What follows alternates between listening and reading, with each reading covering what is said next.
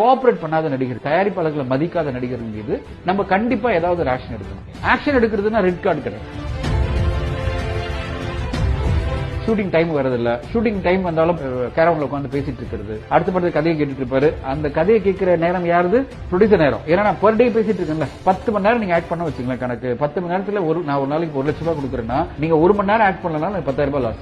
இதை மனசுல ஒவ்வொரு ஆக்டரும் வச்சுக்கிட்டாங்கன்னா, பொறுப்பா இருந்தாங்கன்னா ஈஸியா நடக்கும். இன்னைக்கு விஜய் சாரை பத்தி இவ்வளவு பெருசா எல்லாரும் பேசுறாங்க. காரணம் என்ன பாத்தீங்கன்னா, 8 நாள் ஒரு பாடல் காட்சி எடுக்கும்போது அவர் கூப்பிட்டு தினேஷ் மாஸ்டர் கிட்ட பேசுறாரு, பிரதர் ஒரு நாள் குறைச்சிங்கன்னா ப்ரொடியூசருக்கு ஒரு கோடி ரூபாய் குறையும், நான் எக்ஸ்ட்ராவா டான்ஸ் பண்ணி ஸ்டெப்ஸ் கொடுக்குறேன். 8 நாள் பட்ஜெட் போட்ட லியோ படத்தினுடைய அந்த பாடல் 2000 பேரோட டான்ஸ் பாத்தீங்கன்னா 7 நாள்ல படத்தை முடிக்கிறாங்க. 1 கோடி ரூபாய் விஜய் சார் சேவ் பண்ணி கொடுக்கிறாரு.